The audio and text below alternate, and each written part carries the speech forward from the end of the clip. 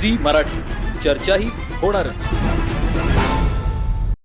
पुस्तकी ज्ञानासोबतच सदाचाराचं बाळकडू देणाऱ्या तारदाळ येथील नामांकित सन्मती विद्यालयानं शैक्षणिक क्षेत्रात एक नवा वस्तुपाठ घालून दिलाय.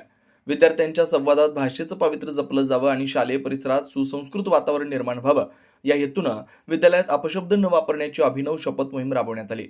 या उपक्रमामुळे परिसरात शाळेच्या शिस्तीचं आणि संस्काराचं मोठं कौतुक होतंय. आजच्या धावपळीच्या आणि सोशल मीडियाच्या प्रभावामुळे मुलांच्या बोलीभाषेत अनेकदा अनावधानानं अपशब्दांचा शिरकाव होताना दिसतो. ही बाब गांभीर्याने घेऊन सन्मती विद्यालयानं विद्यार्थ्यांच्या वाणी शुद्धीकरणाचा वेढा उचललाय.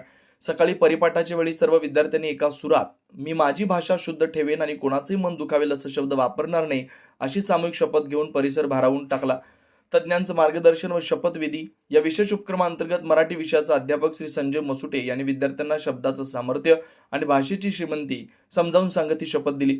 यावेळी पर्यवेक्षक श्री पद्मभूषण शेट्टी यांनी शालेय शिस्त, विद्यार्थ्यांचं वर्तन या विषयावर मार्मिक मार्गदर्शन केलं. ते म्हणाले की शिस्त ही केवळ नियमावली नसून ती जगण्याची पद्धत आहे आणि त्याची सुरुवात आपल्या भाषेपासून होते. केवळ अभ्यासच नव्हे तर मुलांचं चारित्र्य घडण्यावर या शाळेचा असलेला भर पाहून पालकांमध्ये समाधानाचं वातावरण आहे. मुख्याध्यापक श्री चंद्रकांत तेरदाळे यांच्या मार्गदर्शनाखाली सर्व अध्यापक व अध्यापिकांनी या उपक्रमात सक्रिय सहभाग घेतला. या उपक्रमामुळे विद्यालयाच्या शिस्तप्रिय शाळा या लौकिकात आणखी भर पडली आहे. नवीन प्रवेशासाठी इच्छुक असलेल्या पालकांचं लक्ष सन्मती विद्यालयानं वेधून घेतलंय.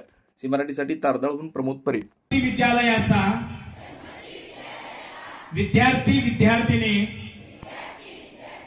आज मनापासून अशी शपथ घेतो की मी माझ्या वाणीचे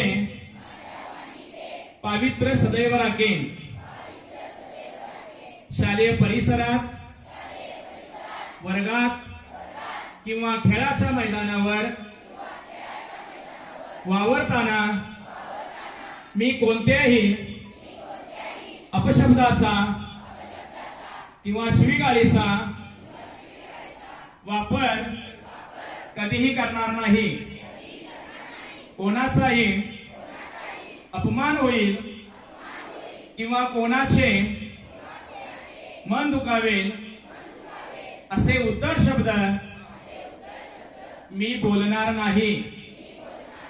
माझे मित्र, शिक्षक, पालक आणि समाजातील